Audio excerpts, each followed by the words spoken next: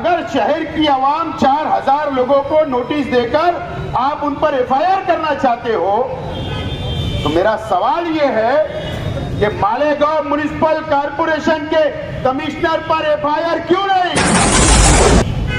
Malegaon municipal corporation की health officer पर FIR क्यों नहीं? मालेगांव शहर के तहसीलदार के ऊपर एफआईआर क्यों नहीं?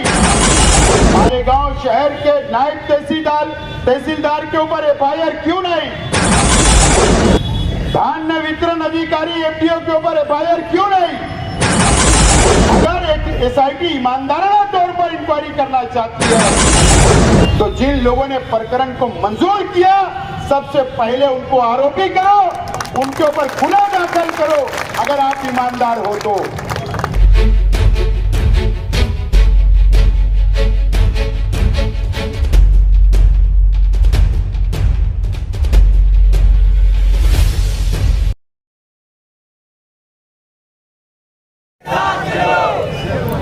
हाजिर गिरामी, शेख आसिफ साहब को आवाज देनी है। असल में शान हिंद साहिबा एक बात का इजहार कर रही थी कि आज शेख आसिफ साहब बोल रहे हैं, मुस्तकिम डिग्निटी साहब बोल रहे हैं और जिसे बोलना चाहिए था वो खामोश है। आप मेरी एक बात सिर्फ ले लें कि ये मालेगांव शहर के मुसलमानों पर जो इल्जाम लगाया जा रहा है, सिर्फ इनसे ये पूछो कि ये साज सुरताल गजल किसने दिया है? ये साज सुरताल गजल किसने दिया है? तहजीब और तमद्दुन का अमल किसने दिया है? और ईमान की है बात तो ईमान से बोलो, ये लाल किला ताजमहल किसने दिया है? शेख आसिफ साहब को आवाज देने जा रहा हूँ तो इस बात को आप यकीनी बना करके यहाँ से जाना कि जिसके मुंह में जुबान नहीं है वो क्या बोलेगा। और हालांकि ये बर वक्त कहानी नहीं लिखती, तारीख कभी खून को पानी नहीं लिखती, और ये इसलिए जिंदा है कि ये बोल रहा है दुनिया किसी जुमले की कहानी नहीं। शाखा से टूट जाए तो क्या औकात में रहे। इनकलाबी धरने के अंदर आए हुए तमामी शहर की आवाम, माइनॉरिटी डिफेंस कमेटी के तमामी जिम्मेदारान, शान हिंद साहिबा, मुस्तकिम डिग्निटी साहब, कम्युनिस्ट पार्टी से जमशीद भाई, मुर्तुजा कामरेड साहब, फारूक फिरदौसी साहब और तमामी जिम्मेदारान दोस्तों और साथियों, मुझसे पहले मेरे साथियों ने आप लोगों के सामने अपनी बातों को रखा। मैं बहुत ज्यादा तफसील में नहीं जाना चाहता।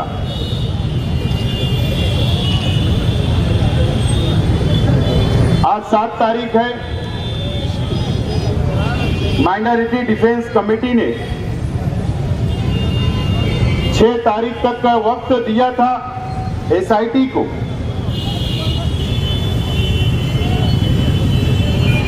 कि हमारे मासूम बच्चे जिनको तालीम हासिल करना है अभी नए तालीमी साल से,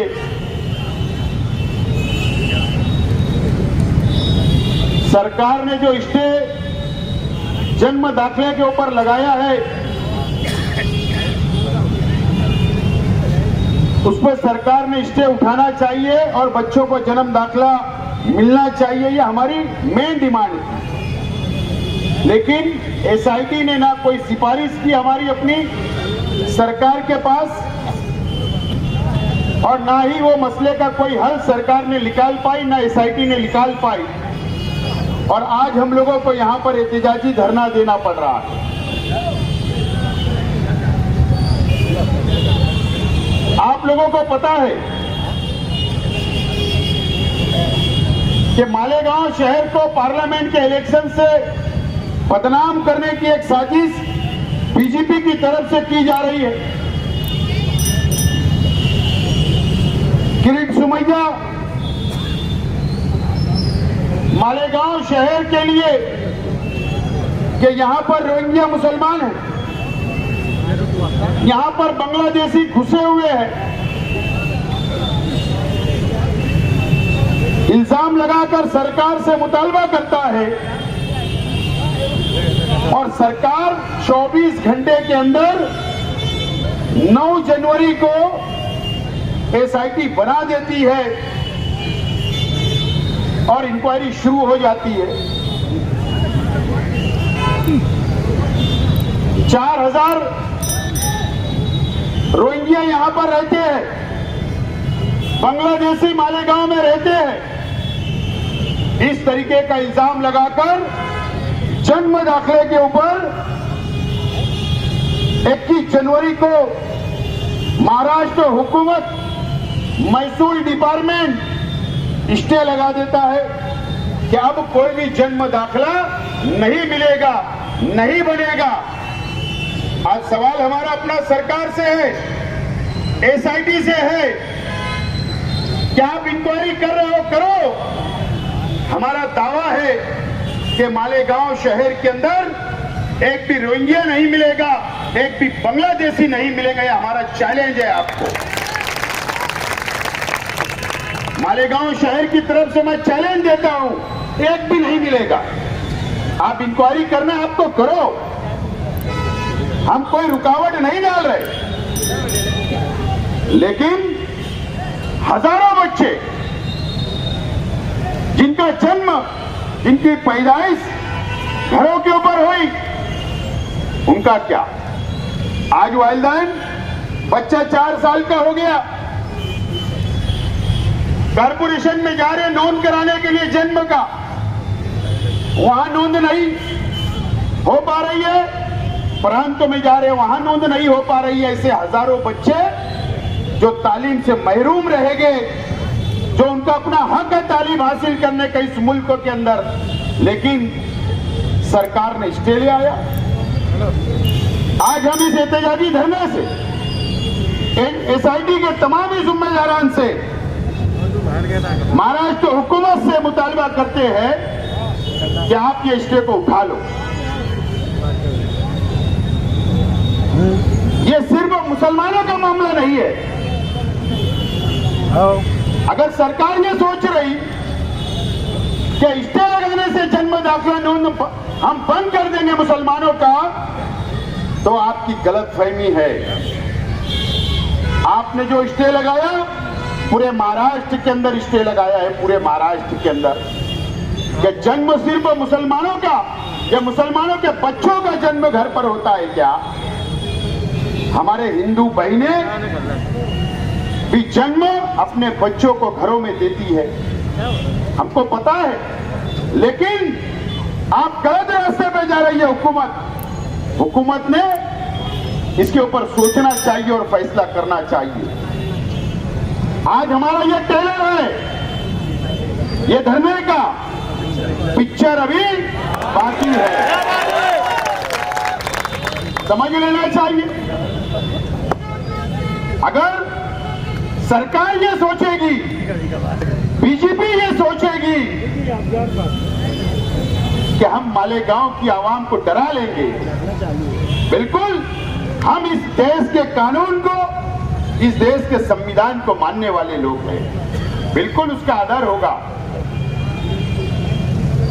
आपने एसआईटी बनाई, उसका विरोध ना कल था, ना आज है और ना कल रहेगा, लेकिन अगर आप गिरीश सुमैया को भेजकर बीजेपी ये सोचती होगी कि यहां पर प्रशासन पर दबाव बनाएंगे,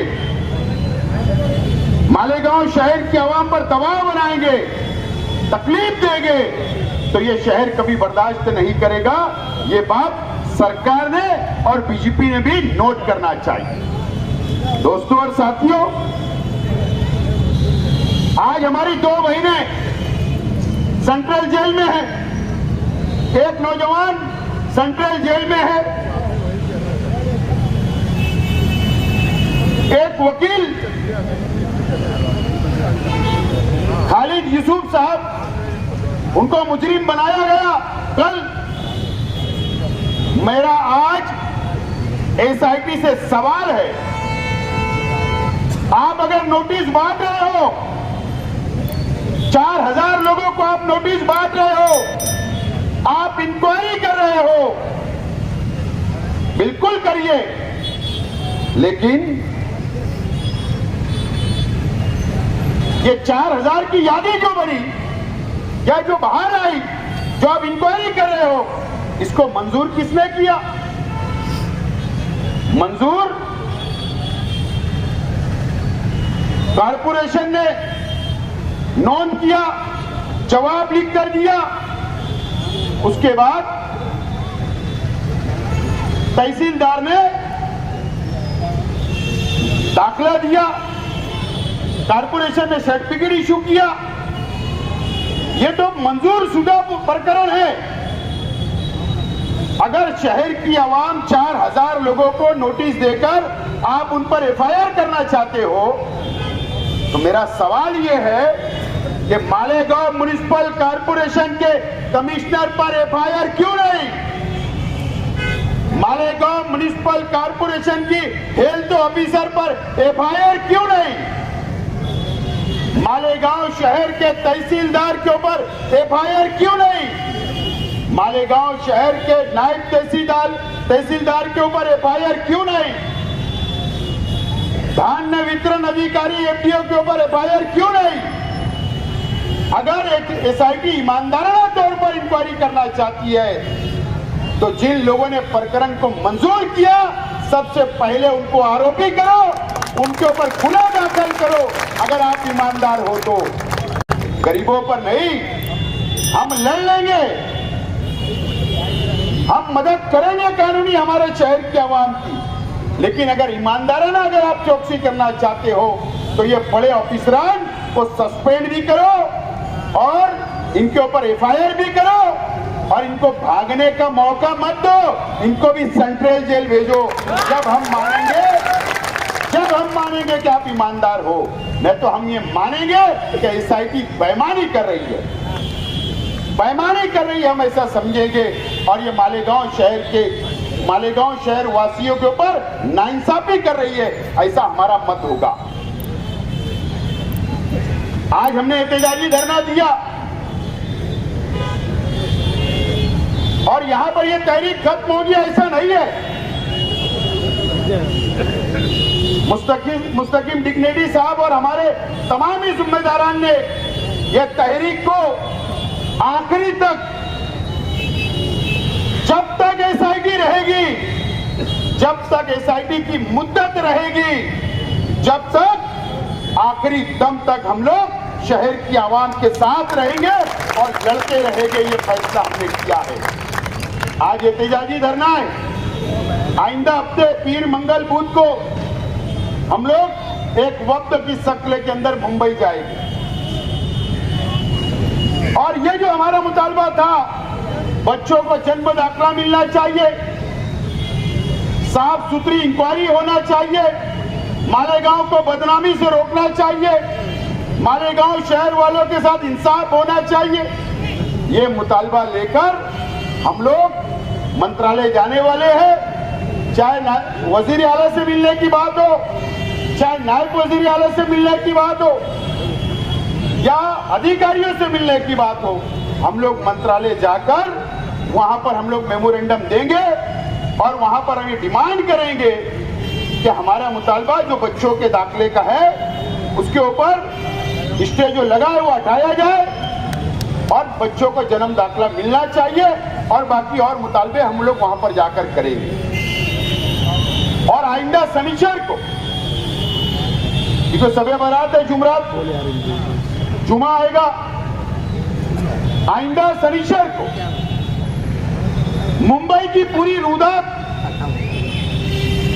प्रेस के जरिए प्रेस कॉन्फ्रेंस लेकर हम शहर की आवाम के सामने रखेंगे हमारी बातों को, और उसी दिन आइंदा का लाएमल हम लोग तैयार करेंगे और ये लड़ाई को आगे बढ़ाएंगे। पुरअमन तरीके से हम लोग आगे बढ़ाएंगे। दोस्तों और साथियों, मैं आज मालेगांव शहर की आवाम से अपील करता हूं कि मालेगांव शहर को बदनाम करने के लिए, मुसलमानों को बदनाम करने के लिए यह शहर को टारगेट किया जा रहा है। अभी मैंने देखा एक साथी ने हमें नोटिस बताई कि हमें भी बुलाना हुआ, कई लोगों को पुलिस स्टेशन से, कई लोगों को कॉर्पोरेशन से फोन जा रहे हैं। बिल्कुल आप लोगों को घबराने की जरूरत नहीं है। आप लोग कल से जो राष्ट्रपति भवन है उसके नीचे पहले माले पर जो शेख रशीद चैरिटेबल फाउंडेशन का ऑफिस है वो सुबह से रात तक खुला रहेगा। वहां जिम्मेदारान बैठेंगे और समाजवादी पार्टी ऑफिस के ऊपर भी सुबह से लेकर रात तक वहां भी जिम्मेदारान बैठेंगे। शहर की आवाम अगर किसी को नोटिस मिलती है, किसी को फोन आता है, तो आप शहर की आवाम हमसे राब्ता करें और राब्ता करने के बाद अब आप लोगों की रहनुमाई हम लोग करेंगे। लेकिन हम लोगों को इंक्वायरी का सामना करना है, हम लोगों को डरना नहीं है, हम लोगों को भागना नहीं है। ये शहर हमारा है, ये शहर को बचाने हम निकले हैं। यहां मैं कोई सियासी बात नहीं बोलना चाहता, ये शहर सब देख रहा है, समझ रहा है। शहर को ठग लिया गया, ये शहर समझ रहा है। लेकिन हमारी लड़ाई ईमानदाराना है, हम ईमानदारी से लड़ाई को हाथ में लिए हैं। एक प्लेटफॉर्म हमने तैयार किया और हम लोग ये लड़ाई को लड़ते रहेंगे। आज हमने एक टेलर बताया है, प्रशासन भी, हम एसआईटी के खिलाफ नहीं, लेकिन अगर हमारे में जुल्म होगा, नाइंसाफी होगी तो हम बर्दाश्त नहीं करेंगे। प्रशासन ये समझ ले कि हमने मुख्तसर नोटिस पर हमने ये एहतजाजी धरना किया, शहर की आवाम यहां पर पहुंची है, अपना एहतजाज दर्ज करवाया है। हो सकता जब ये तहरीक आगे बढ़ेगी तो हो सकता है हमें बड़ा आंदोलन का भी इशारा करना पड़े, ऐलान करना पड़े तो हम करेंगे। तो प्रशासन से यही गुजारिश है, शब-ए बारात आ रही है, उसके बाद रमजान महीना शुरू हो जाएगा। पुलिस प्रशासन से मेरी रिक्वेस्ट है, मालेगांव शहर की एसआईटी अलग है, डिपार्टमेंट पुलिस डिपार्टमेंट अलग है। मैं शहर पुलिस डिपार्टमेंट से अपील करना चाहता हूं कि आप रमजान का एहतराम करें, शब-ए बारात का एहतराम करें। ये मजदूरों का शहर है, गरीबों का शहर है।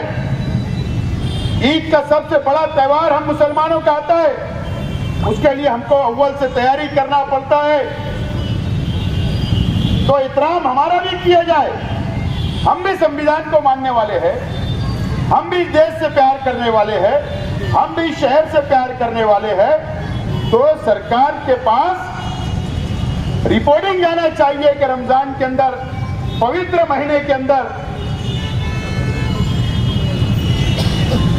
तैयारी करने के लिए जो हमको तैयारी करने के लिए रुपया पैसा लगता, मेहनत करना पड़ती, तो हमको परेशान ना करे, इस तरीके की सिफारिश भी करे। बहरहाल मैं ज्यादा वक्त नहीं लेते हुए माइनॉरिटी डिफेंस कमेटी के तमाम जिम्मेदारान का शुक्रिया अदा करता हूं और मालेगांव शहर की आवाम ने बड़ी तादाद में यहां पर इस एहतजाजी धरने के अंदर शिरकत की। मैं शहर की आवाम का भी शुक्रिया अदा करता हूं और हमारी मां बहनें भी बड़ी तादाद के अंदर यहां पर आई। मैं तमाम ही मेरी मां और बहनों का भी शुक्रिया अदा करता हूं और आप लोगों से अपील करता हूं कि पुरअमन तरीके से ये तहरीक को हमको आगे बढ़ाना है। और जिम्मेदारान से अपील करता हूं कि कल आप दोनों ऑफिस के ऊपर बैठिए, शहर की आवाम की खिदमत करना, उनकी रहनुमाई करने के लिए। मैं आप लोगों के शुक्रिया के साथ मेरी बात को खत्म करता हूं। शुक्रिया, खुदा हाफिज।